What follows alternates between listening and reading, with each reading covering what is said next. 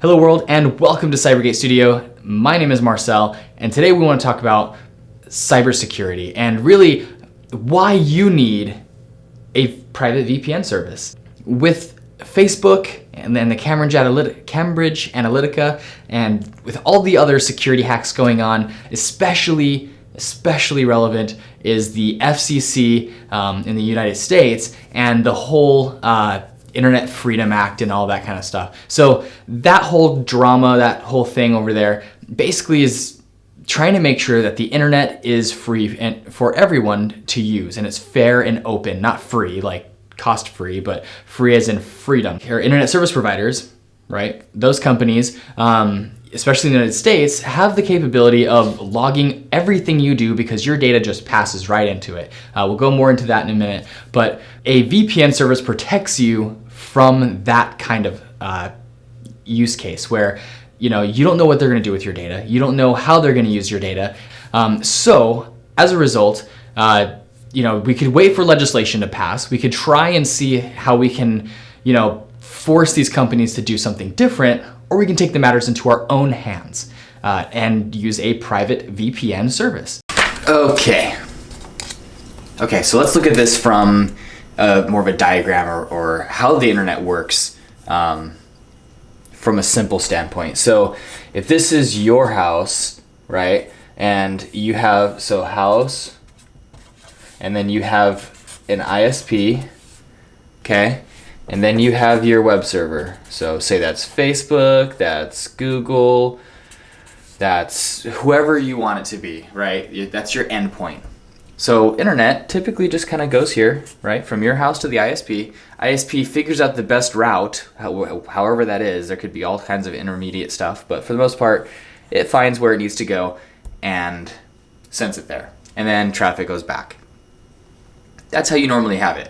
Well, in this case, because there is nothing really protecting you from here, this is just raw data coming in. And so the ISP can actually log that information, take that, and then sell it or otherwise use it to whatever they want, like in any way they want right now, because it's just, there's really nothing keeping them from doing too much with it. And so, and where that really might hurt you is in maybe, number one, it's a privacy thing. I don't want somebody tracking all my information.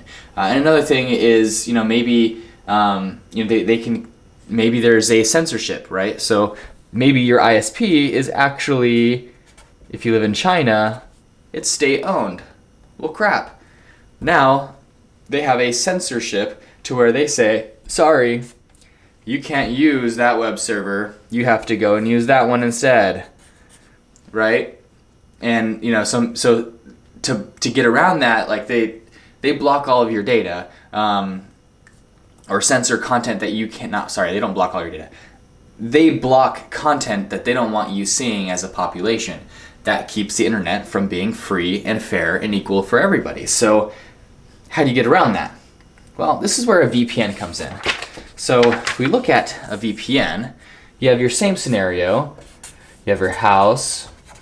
You have your ISP, and you have your web, right? I'm just gonna call it a web. That's your endpoint. Okay? So you still have your 3 points. But then you have this other thing, which is the VPN server that you connect to. And so what ends up happening is your traffic goes like this as usual. ISP goes this way, and then it hits the web page. Okay, so that's similar, and it looks like, okay, well, now I'm just hitting more stuff in between. What's really happening is that there's a client, a VPN client here, okay? And what that allows it to do is it encrypts this part. And so now this is much bigger. And so now instead of saying, hey, my traffic is going to google.com or Facebook or wherever, it's now going to this server. And this traffic makes absolutely no sense. And so instead of getting a nice clean log of all the data of all the traffic you're putting through, what kind of data you're using, or putting through their browser history, all that kind of crap, instead of them getting that information, they get this encrypted, essentially garbage. They don't understand what it means. And then it goes to your VPN server where they find out where you want to go, get you there and come back. Now, someone like NordVPN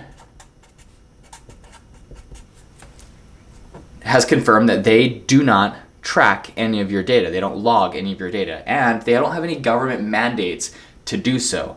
They're based in Panama, which at the time of this video has absolutely no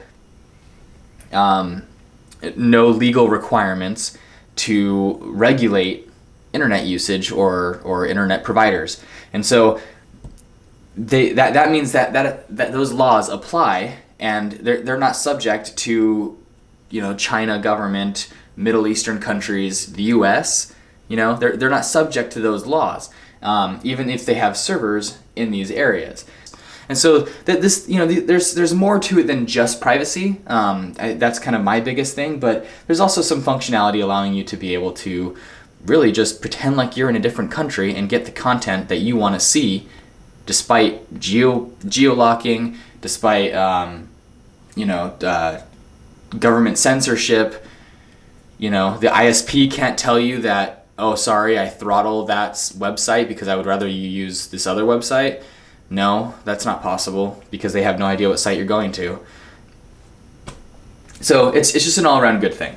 So personally, I recommend you use NordVPN. They have a trusted brand name.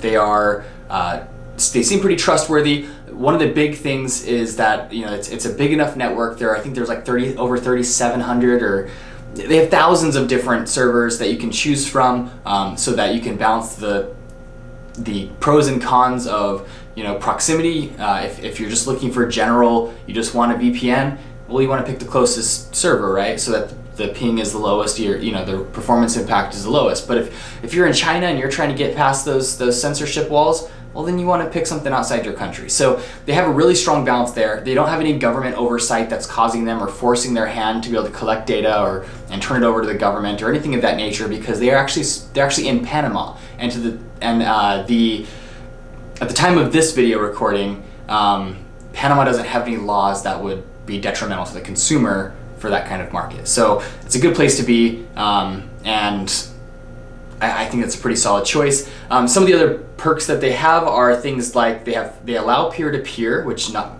a lot of them don't. A lot of the VPN services don't allow. So that's things like BitTorrent and stuff. They have no bandwidth limitations or data caps. If you're always connected to a VPN, you're not going to be charging. They're not going to charge you extra for having all of your data go through their VPN, if that makes sense. So you're not really. There really wasn't any hidden fees, basically what I'm trying to say. And it does, they confirmed that it does work in places like the Middle East and China, where there are government mandated censorship problems. So they do confirm that works there. Full disclosure, I did reach out to NordVPN. I reached out to a couple different places, but realistically, the reason I chose NordVPN and the reason why I reached out to them in the first place was that I looked at their service. I've tried, you know, stuff in the past, and I really, of the options, I do trust them as a brand. They seem to be pretty honest. They seem to be, I would trust my data going through them. They did, however, as part of this, you know, back and forth thing with them, they did give me a 1-year subscription to their service, which means I get to try it out, see if it's, you know, I'm not just reading a spec page and then telling you guys what I think. It is genuinely, I'm using this product, and I intend to keep using it even after the 1-year trial is over, or 1 year, the free, you know, what they gave me, the 1-year subscription is over. I intend to pay for the service. They also gave me an affiliate link that you'll find down below. So if you choose to use NordVPN, please use the affiliate link. It doesn't cost you anything extra. It just gives me, lets them know that I sent you, which of course benefits my channel. But yeah, you know, in general, it is a very good VPN service, and if you're going to use one, which I really think you should, this is a good option. So ultimately, there are two main reasons. I didn't hold it up high enough. Ultimately, there are two main reasons to use a VPN service like NordVPN. One is just the anonymity of it. You don't want your home IP address to be distributed throughout. You want to be able, that hurts places like Facebook from tracking your browser history and all that. It hurts them from being able to really get a feel. It hurts your ISPs from taking and collecting your data and then selling it. But then also, and what I would argue is more important, is if you're in places like Starbucks or a hotel or something and you connect to a network, if you're in a public place, how do you know that network isn't spoofed, or there's a man-in-the-middle attack where some guy's on his laptop, looks like he's just hanging out at Starbucks, but really everyone's starting to connect to his network, and then his network then connects to the Starbucks network, and then all the traffic that goes through his laptop, it then is logged, collected, and now he has things anywhere from just stupid stuff that you Google, or not stupid stuff that you Google, all the way to like your banking information. So I mean, it's a very dangerous thing, and especially in these days where all the security breaches and everything's happening, you really want to protect your data. Don't trust that in the hands of things like the major companies out there. You can't expect them to protect you 100% of the time. Of course, we still want to hold them accountable for the things that they do oversee and the data we do give them as part of using their services, but do your own homework as well. Do your own due diligence, keep yourself safe. Use a VPN service. That is my big recommendation. And honestly, NordVPN is a pretty good option. Again, if you want to use that link in the affiliate, it's the first time using an affiliate link, so I'm kind of excited about it. So I hope you'd use that if you do. I really appreciate it. It helps the channel. If you like this video, give it a like down below. Let me know what you liked about it. Let me know what you think of VPN services in general. Am I going way overboard? Do you think security is really not that big of a deal? Are you willing to trade security for convenience? Sound off in the comments below, and while you're down there, give this video a like, subscribe for more content coming your way.